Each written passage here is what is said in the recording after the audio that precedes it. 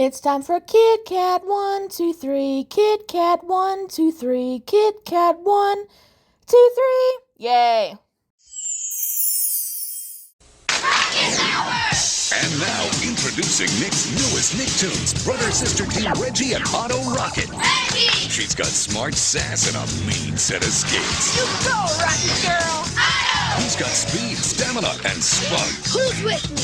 Roll with these supreme siblings and their friends Twister and Sam in the brand new Nicktoon, where extreme friendship meets extreme action. Rocket Power! Coming in 3 weeks to the best place to turn for new tunes. Nickelodeon! Hello, everybody. It is Saturday, the day I put out the SpongeBob video, and I have to record my Rocket Power script today. Ugh.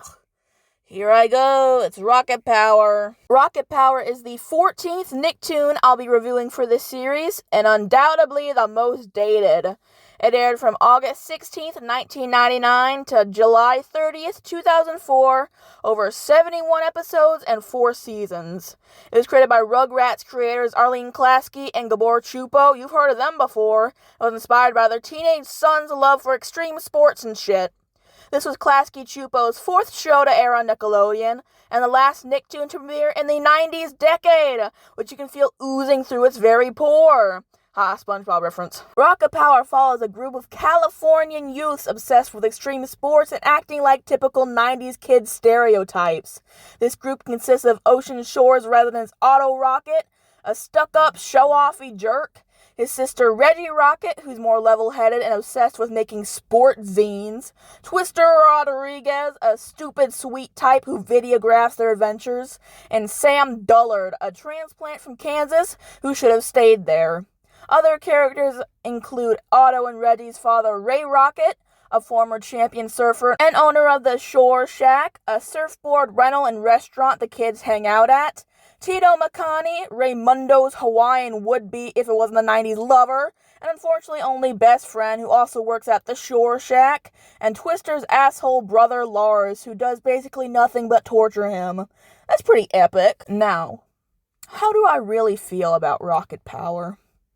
Let's start with the main character. Otto is a fucking terrible main character.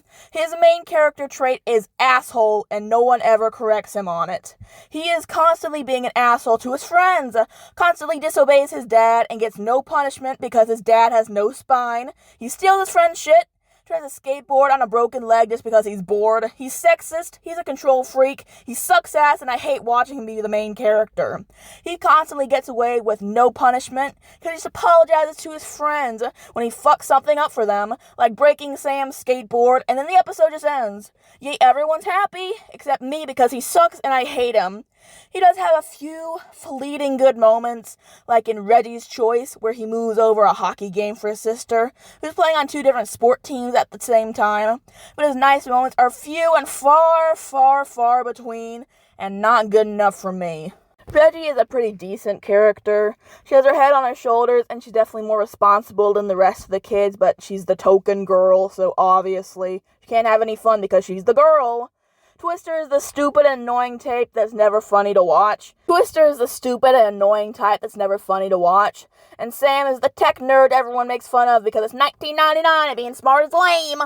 Generally, these kids are really fucking mean to him at times just because he has the nerve to know what a search engine is. Again, 1999 shit. I don't understand why these kids are really friends in the first place. It seems like Sam was just forced to join them because he was the new kid. He doesn't have chemistry with the rest of them, he's just there. Their obsession with extreme sports is also annoying, but I wasn't expecting anything else for a series based around them, let's be real. Most of the other characters, besides the main kids in the show, are actually pretty good. I like the Rocket kid's dad, Raymundo, except when he's being a massive pushover to his kids.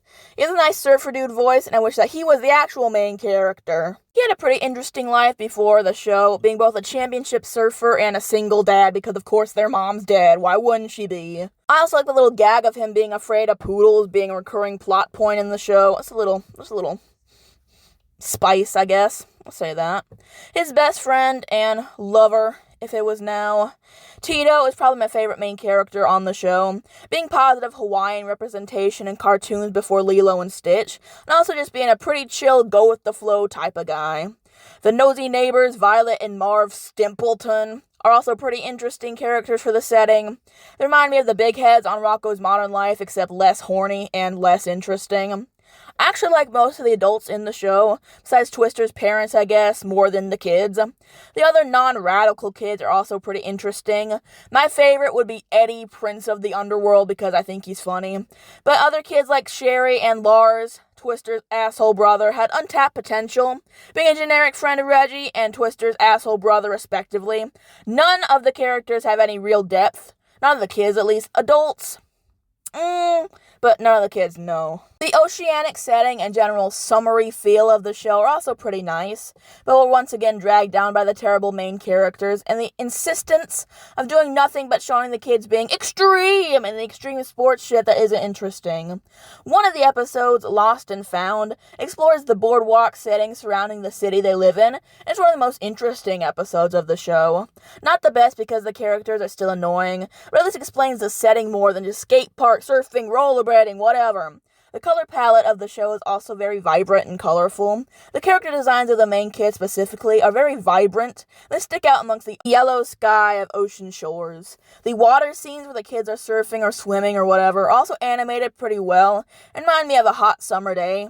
The animation and colors of the show are unfortunately pretty much the only thing it has going for it. The theme song is also one of the best parts of the show, but the rest of the music is kind of lacking in comparison.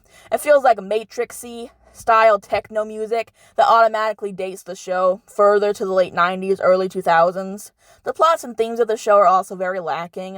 It feels like adults obviously trying to pander to kids by shoving in as many extreme lingo terms as possible, and the adults are treated like obstacles for the kids to get around to do extreme sports stuff because they don't have real personalities outside of sports beside Otto because he's an asshole. The morals are also pretty weird. I'll get to this later in my least favorite episode portion, but almost all the episodes have one of the kids, almost always Otto, doing something shitty to their friends or parents and getting away with it purely just because they said sorry at the end of the episode. The other person immediately forgives them and the episode ends all happy, like it forgot that one of the kids, Otto, stole his friend's skateboard, or tricked him out of expensive trading cards for fun, or disobeyed his father multiple times to go fart around on his skateboard. I fucking hate this kid. I hate him so much, and I don't care that I sound insane because I hate him, because I fucking hate him. One thing I'll mention before I talk about the best and worst episodes is that I hate the trope of dead mom, divorced dad in all pieces of media, but especially in cartoons. My dad died when I was 4 years old, and I grew up pretty much complete without him, while being surrounded by media that specifically only had characters with dead moms or divorced dads. Two specific Nickelodeon examples I can remember are Rugrats, Chucky's mom, Kimmy's dad, and Doug, Patty's mom, Roger's dad, and of course, this one, Otto and Reggie's mom, Sam's dad. Shows like this always made me believe there was a chance, no matter how slight, that my own dad would come back one day and I'd be able to see him again. But of course I can't. He's dead. He ain't coming back. So, I know this really shouldn't piss me off. Moms die in real life too, obviously. But this specific trope made me really paranoid as a kid that my mom would die and I'd be alone forever because my dad ain't coming back. I hate this damn trope and I bring it up sooner or later, so here's my rant against it. Otto and Reggie's mom didn't have to be fucking dead. I don't know why so many cartoons insist on having only single fathers, no mothers, in them. It annoys the fuck out of me to see. Like Pelswick, Invader Zim, Jimmy Neutron. Only point being, they should just have Sam's dad be dead. He only shows up in one fucking episode in the show and goes back to being nowhere. He has a fucking nowhere presence in the show, and yet he's there. He's still alive. He's not dead, so why couldn't he be dead? I also hate how their stepmommy at the end of the series has no real character besides Daddy's new love interest in being Hawaiian.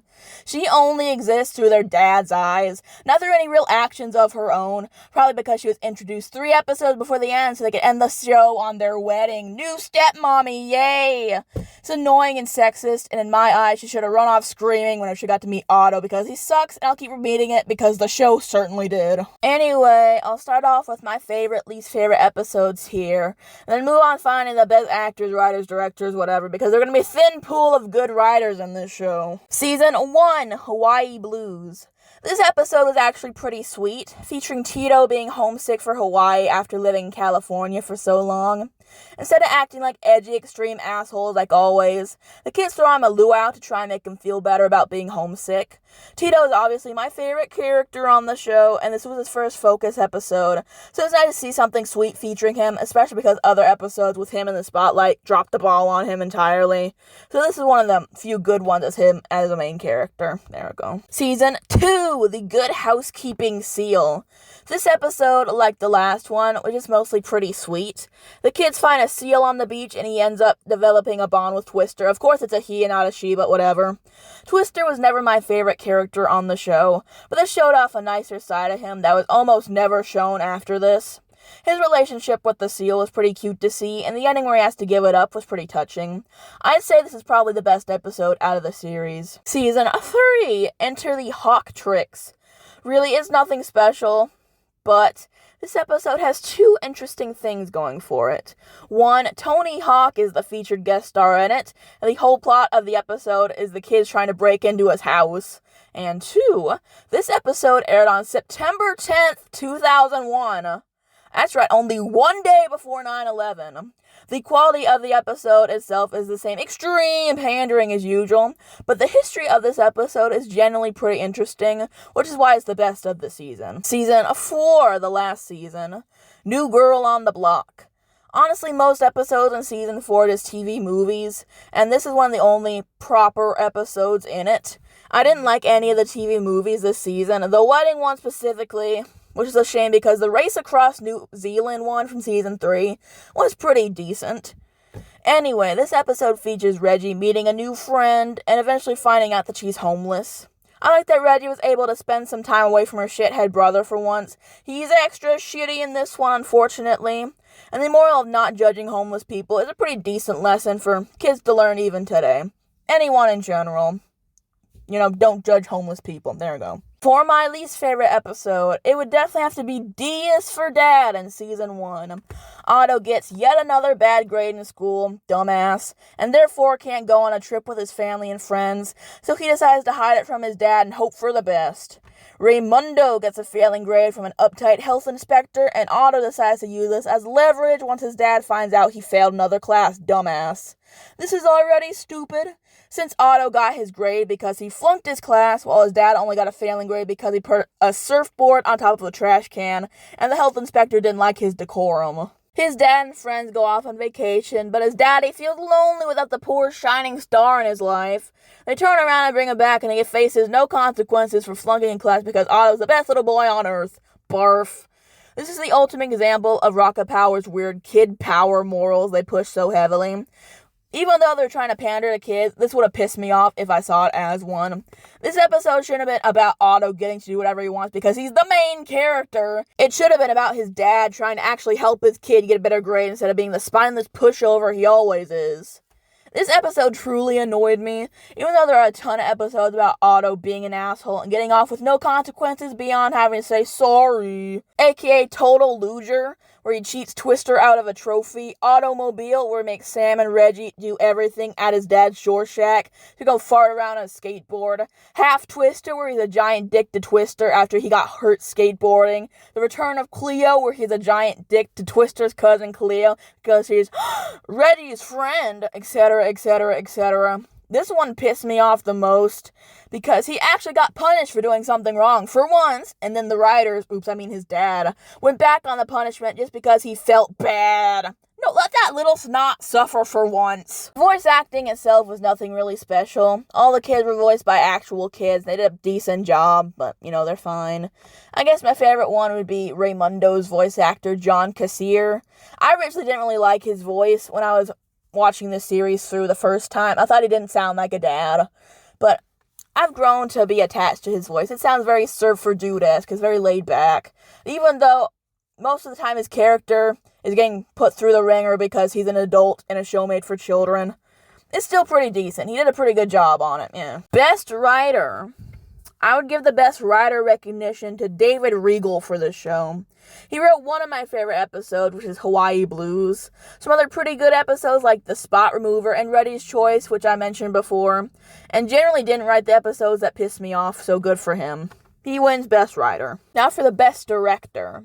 The best director of the show would probably be David Fontana, who directed Hawaii Blues and other fine episodes like Reggie and Annette and It Was a Dark and Stormy Day, the latter being a surprisingly dark comedy-filled episode for a show like this. To wrap things up, no, I didn't like Rocket Power at all. I was trying to give it another chance when I rewatched it this time around, but I ended up hating it even more than I did before. Otto's just a giant dick, and he's not fun to watch at all. The other members of the group, despite being nicer than him, just aren't interesting enough to carry the show because their main personality traits are just skateboard, surfing, hockey, ad nauseum. Otto and Reggie's dad is a giant pushover. Other characters get basically nothing to do, and the plots are weak and paper thin compared to basically any other Nicktoon airing at the same time as it, including shows written by the same people. In the Nicktoon history book, Not Just Cartoons and Nicktoons, there's a whole section dedicated to Rocket Power that states the writers for the show were basically apathetic at best working on it. And it shows! Their apathy seeps into every writing choice of the show. The art direction and the character designs are pretty nice and fun to look at. Tito's my guy and should have been featured more prominently. There are a couple good episodes that show off the wasted potential that Rocket Power had. If Klasky Chubo had chosen to hire outside of their usual writer's room and instead hired people that actually felt enthusiasm for extreme sports, it might have been an entirely better show. But they didn't, and instead we have this dated, shitty mess. What a waste. Alright, that was a pretty negative review for once. I'm not sorry about it. I hated this show, so oh well. Next week, we'll be picking things up with a pretty controversial Nicktoon choice. It's Pelswick. See you next time, baby. Have you heard about the power? Tell me about it. No problemo. There's an extreme Nicktoon called Rocket Power! Extreme Sports, Extreme Friendships. Whoa, that was wicked. Strap on your helmets and roll with me. Rocket Power! And you'll know why. It's official. I am the sickest skater alive. Watch Rocket Power, only on Nickelodeon. Call to find out about Jager's birthday party packages.